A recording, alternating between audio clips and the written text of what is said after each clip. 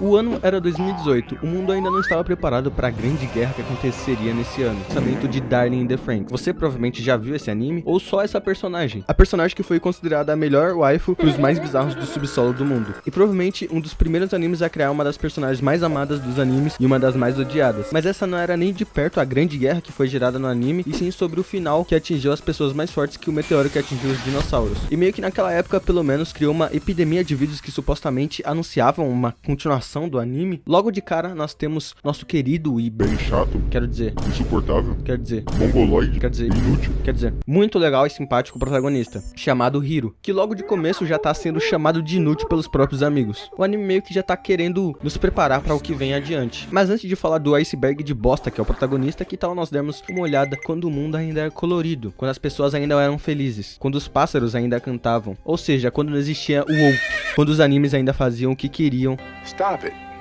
Get some help. Sem se preocupar com a cultura woke. Aqui nós vemos o velho passando a mão em uma das encarregadas de cuidar das crianças. Velhos tempos, velhos e bons tempos, onde assédio era piada boa nos animes. Nossa, eu acho muito hilário quando o Meliodas começa a passar a mão na mulher que literalmente não sabe quem caralhos ele é. Agora voltando pro Hiro, e o motivo dele ser considerado inútil tanto pelos espectadores quanto pelos amigos dele é porque ele não consegue pilotar um Franxx,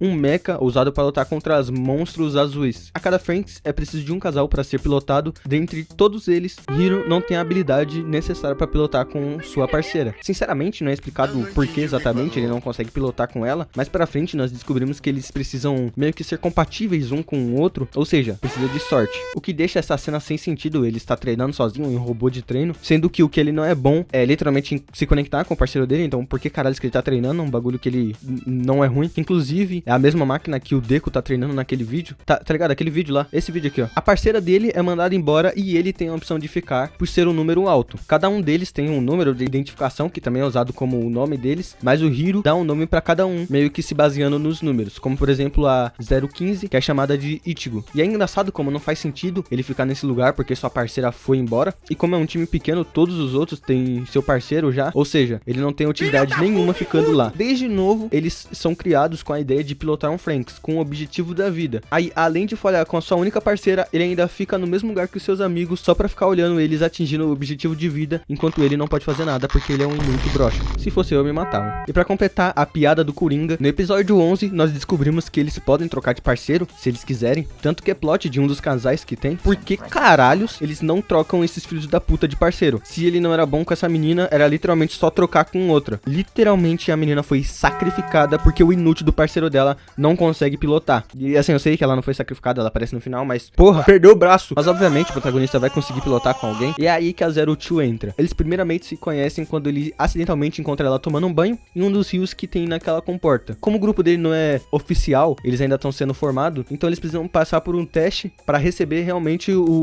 a oficialização do grupo. Mas bem no momento que eles vão começar, os Urossauros, que são os monstros, aparecem atacando o lugar. E é aí que eles pilotam juntos. Depois do parceiro dela morrer, ele se oferece pra ir junto com ela, porque se ele não consegue pilotar, ele já tá morto, né? Então que se dane. O Franxx que eles estão muda de forma, agora ficando igual dos outros, em uma forma bípede e crescendo peitos. Sério, os caras conseguiram sexualizar o robô. O professor até explica que isso só acontece quando os dois realmente se conectam. Isso porque o Hiro acha a 02 igual ele por sempre estar sozinho. Não. Ela não é igual a você. Primeiro que ela realmente tá lutando, diferente de você que só tá chorando sozinho. E segundo que talvez passe despercebido, porque é um pequeno, minúsculo detalhe, mas ela não é nem humana. Mas existem coisas que eles são semelhantes realmente, como por exemplo, como os dois simplesmente do nada se transformam nos personagens mais chatos que já foram animados e os mais burros também. Mas isso não é algo exclusivo dos dois, claro. Um dos maiores problemas no anime é o transtorno de bipolaridade de quase todos os personagens. O desenvolvimento dos personagens são tão mal pensados que acaba que a mudança de comportamento e de opinião deles fica muito difícil de acreditar e simplesmente muito do nada. Um bom exemplo disso é o Zorome, que sempre tá xingando e zoando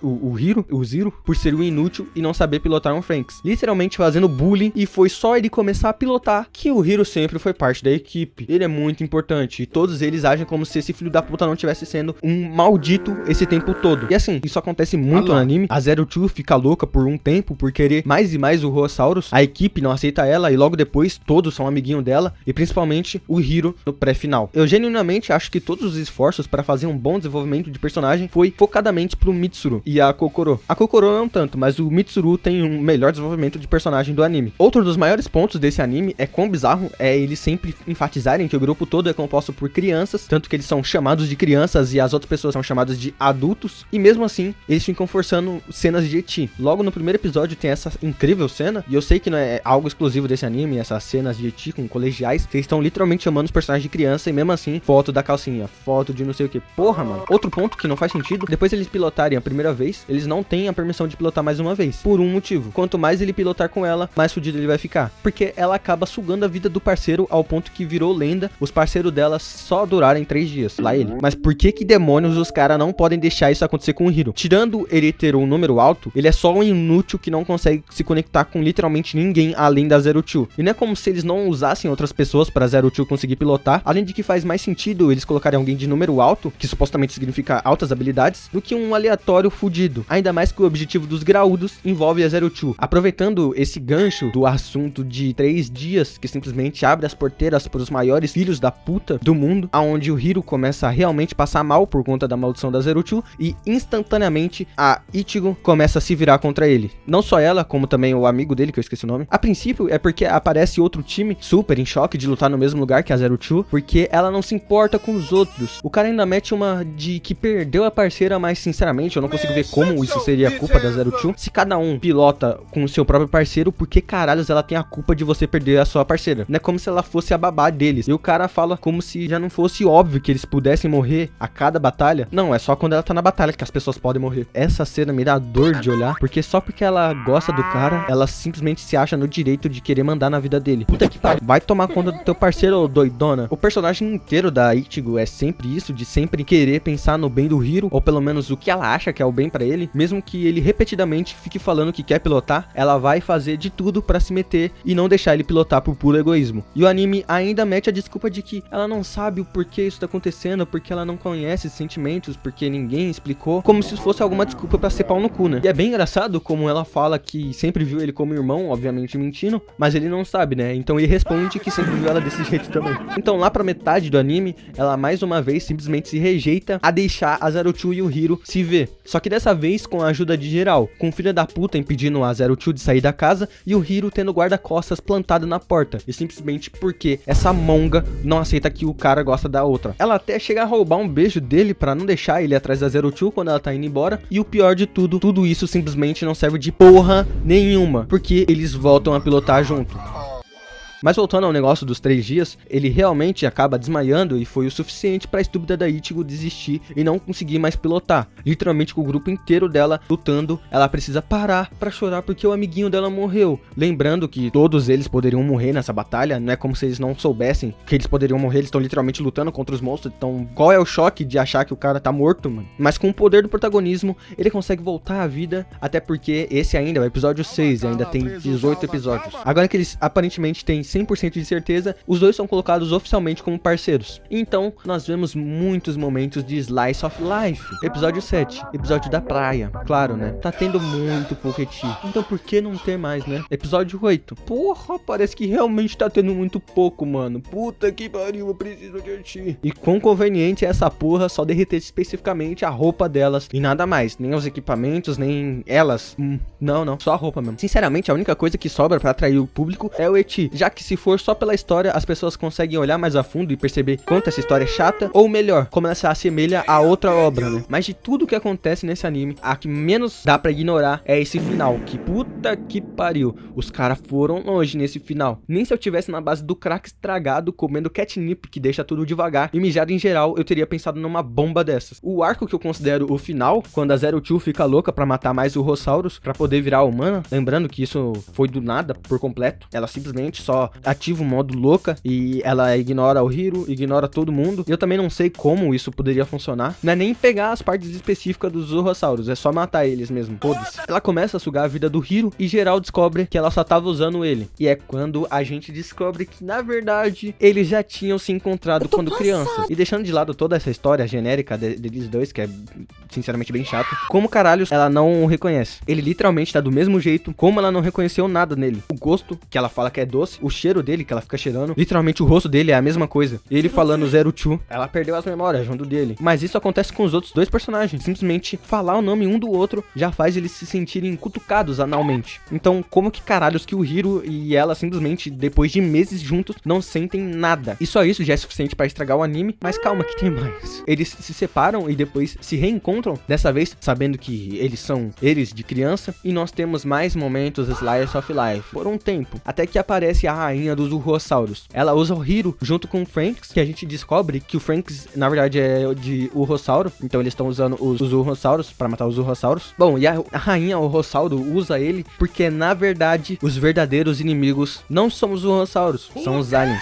A partir daqui, já que estamos com a calça melada mesmo, vamos dançar, né, espalhando bosta por todo lado. Então esse tempo todo, esses monstros eram pessoas. A 02 foi feita do DNA da rainha azul. A energia que eles usavam, na verdade, era dos azulões. E mesmo depois da 02 conseguir ir até o Hiro e usar o Franks pra mandar os aliens pro inferno, ela vira um vegetal. E o Hiro, com depressão severa, até descobre que ela tá no espaço. Então ele decide ir pro espaço, atrás dela, porque ele não consegue fazer mais nada além de ir atrás dela. E é claro que o grupo dele simplesmente não consegue deixar o cara viver a vida dele, então eles vão ter que ir atrás dele. Eles lutam no espaço e conseguem chegar na 02, aonde ela fala que não quer que o Hiro veja ela. Porra, tarde demais, minha amiga. Literalmente, depois de viajar o espaço todo, você vai me falar isso? É literalmente o cara entra no meio do campo de batalha entre os aliens. Você acha que ele simplesmente vai aceitar e ir embora? Porra, não fode, cara. Eles se juntam, então descobrem que vão ter que viajar ainda mais pra poder acabar com essa guerra, só que sozinhos. E eles se separam, os dois indo lutar e os outros voltando pra reabitar a Terra, pra então, depois de anos, os dois finalmente conseguir matar os caras e a alma deles voltar pra Terra e eles conseguirem se reencontrar, e não em qualquer lugar, na árvore que nasceu aonde o corpo da 02 tava, exatamente no mesmo lugar. Muita coisa desse final me irrita, só pelo que eu falei você já deve ter percebido, como que a alma desses dois volta pra Terra, se eles estavam no meio do espaço, a alma deles poderia ter ido pra outro planeta. Inclusive, a motivação dos vilões finais não faz sentido algum.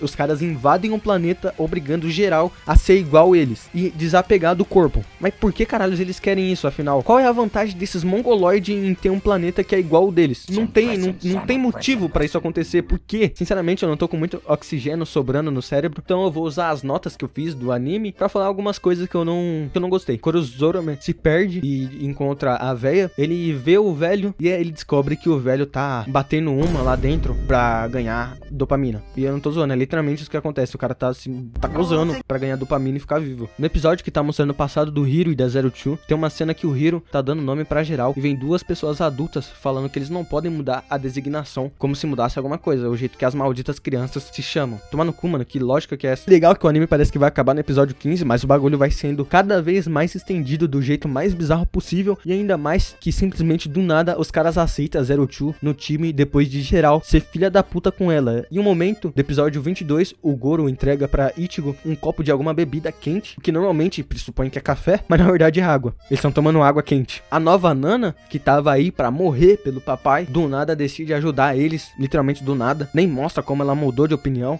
e se é que ela mudou de opinião, ou os caras estão insinuando que ela sempre foi assim, o que não faz o menor sentido, que literalmente ela não queria fazer nada se não fosse a ordem do papai, e agora ela quer ajudar a repovoar a porra da Terra. Qual é o sentido? No geral, esse anime não faz sentido, só tem um casal de personagens que é gostável, tem um dos finais mais horríveis que eu já vi em um anime, competindo muito fortemente com o de Shingeki. O ano era 2018, o mundo... Sempre tem, né? E sim sobre o final que atingiu as pessoas mais fortes que o meteoro que atingiu os... Agora que aparentemente eles têm... Episódio da praia... Os caras invadem